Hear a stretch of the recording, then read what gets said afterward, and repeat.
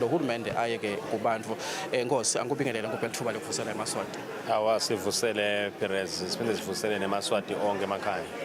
Dlamini wekunene sengiyendlalile indzaba sivile mawethula lo msebenzi lokuthi litiko lakho ngekubambisana necabinet subcommittee basebenteka madima kangakanani ukuthi kuze kufike la sitshele nje initially ukuthi litiko lize liyawubamba lo msebenzi kusukela kuphi sithathe siyangena Nkosi lokuthi ingabe kulokuvelile lana sitibona sinawo emandla nemathuba ukuthi sigcine siphumelele kuleli sifisa kwenda. Siyabonga kakhulu Perez. Livela kangwane latibophelela noma ke laphakamisa ngayo ingwenyama umthethosisekelo nga-2005 kulo mthethosisekelo livela kangwane ke ku chapter 13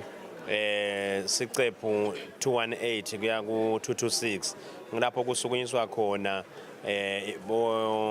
bohulumende bemimango shothi local governance losho ukuthi ke ngalowo mthetho loyo kuyasithuma silitiko lokuthi akube khona lesikwendako sishaye lo mthetho leyo mthethosisekelo uthi kuyafuna ngaphela iminyaka lesihlanu umthethosisekelo uphasile ungakashaya lo mthetho so ulatelwe ke Perez semithi eminyaka yendiwe imtamo kabili kathathu yangaphumeleli nathi ke sithe asingahlali asingagoqi tandla asisukume sivele sinesiqiniseko ukuthi siyayilandzela le constitution elivela kangwane ukuthi ube khona lo mthetho lona ke asikusho nakolo ukuthi lokukhulu kakhulu kumikisa uhulumende kubantu kumikisa ama services kubantu kodwa liqiniso lithi kuthi indlela lokungenta ngayo le decentralization noma lokumikisa lusito lephasi kubantu ngaphandle ukuthi ucreate lama structures lapho khona lo hulumende afike ehlele khona ama services afike abe khona kungako ke yasi advisor engcolo yemthetho lokuthi singakhulumi nje ngenza decentralization lokuhamba embili lokuthi kufuna ukuthi selesiqiniseko ukuthi lo chapter 13 uyasukuma kwakhiwa le mimango labahulumende labancane labantu abafike babevele ngona mgogodla lapho tafike kuhlale khona local governance. Kuyevakala Nkosi mawuqala lo msebenzi ngalesithathu la kube nezinkulumo nje kwaseke kuyacocwa futhi ematafuleni makuba nema submissions lathide masivela lesithombe kwakuvela ngazothi kulo chapter 13 njengoba ukubeka kube clear neliswati kumbe leli lapha phasi liyafunda yakhona lokuunderstand ukuthi uthi lo section 13 lo chapter 13 lo hulumende akaye kubantu ngenhloso yokuthi eMaswati akwadi ukuthi phatha nokuthi thuthukisa kuba ngathi indvo lelula nje kanjalo Dlamini wekunene lesinye ke sikhulumile sabuta lana sabuta lokuthi masibuka implementation noma success yale project kuyenda kwethu kutawendeka kule period yalo 2025 njengoba sesikuya up to 2028 sidabe sesiphumelele yini Nkosi njengoba usho ukuthi nayitolo ke kwaba nema challenges so umbuto Nkosi uthi kula ma challenges la khona naloku lokuvelile kuma submissions lendiwe ngilama experts boba betikhulu ema concerns litiko lakho lisese excited kanganga loba belicala yini malingakafiki kulo msebenzi ukuthi perhaps within 3 years sidabe sesikhonile lokho ukuthi vele uhulumende simbone noma ke lokungenani lo mthetho ube sowuphumelele mawubuka inkulumo letivelile lana ema concerns boba betikhulu bomasipala bemadolobha nesive at large. Siyabonga Perez angicale nje ngisho lo ukuthi selitiko ne subcommittee cabinet subcommittee vele committed lokuthi lo mthetho uphase masinyane angicale ngisho lo ukuthi lo mthetho asingaqala namhla kusebenza sicela ama consultations singene office sho simaka ngalo uhulumende lokhona lokulamuhla sitawuhlanza iminyaka lempili se-office solo siyawusebenza liqiniso lithi utawuphasa masinyane within the term njengalokubuta nekwekusho ukuthi umhlangano lamuhla bosowe kubuyisa ndzawonye tingcoco talama consultations solo sawacala otherwise then bese kuyi last lap yalama consultations sathi ke asilandze letingcwelti lesititfolele emaveni nasiyawo consulta lokuthi neMaswati ativele wona lokuthi bathi emaveni abo bente njani baphumelele njani kuze ukuthi sifike kulezi zingane sabafike kulo kungako sithi lamuhla akusizo sicalo lamuhla siphetho lo ukuthi iprogress ikhona and nyalo nje sesiyawuphuma ne-final draft letha sayimix cabinet bese iyahamba yeparlamente lokhu labakushito lamuhla ngilabakushito namasa consulta sacwana ama consultations losho ukuthi nako labakushito lamuhla sawujinga sekufake angichaze kokugcina lo ukuthi akukapheli consult lona ngumsebenzi wokucala lonto walitiko lokuconsulta lo mthetho nawufika iparlamente nayo itafika itselo nyolunyawo nayo ngelungelo layo iphindze iyende ama consultations ayawufika ekugcineni ukuthi bathini bantu neparlamente nayo umthethosisekelo unika amagunya nemandla ukuthi ive kuthathini eMaswati sesiyendele ke umsebenzi obalula iparlamente ngoba sebavele eMaswati ayaconza ngalomthetho.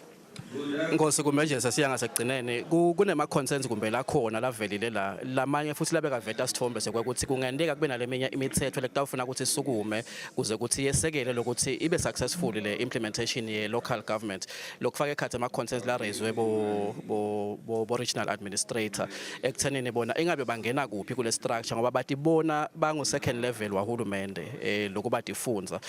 unfortunately kuvela ngazuthi I constitution ayiba accommodate noma kude I provision lethi ba part of le rollout yale localizing of local government kwaba nekwekuthi kumbe kungendeka ejima ka advisor la kwavela lokuthi kungendeka kukhulunyiswe indzaba ukuthi kutawufuneka nemithetho letawukhulumisa ukuthi boba beke bo RA bona bangena kuphi angeke indloko sikukhanze kumbe sekudirela le progress njengoba kumbe kuvelile Nkosi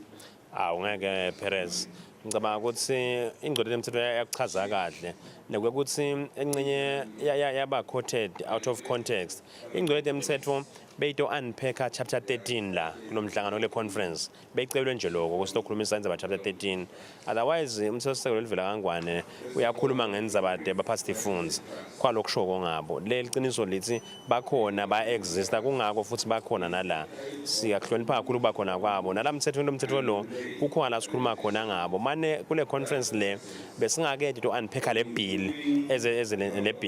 le bill esihambile nayo kuma consultations emaswati ayifunza atinika isikhathi ayifunza le besingabhekana ukuthi lo mbuto bongothi onke wavela la lo ukuthi sebasele ngaphandle ngoba bebakhona bo RA nabo babe stakeholder nabo nje batimele lapho sibachazele khona ukuthi ithini intention yale bill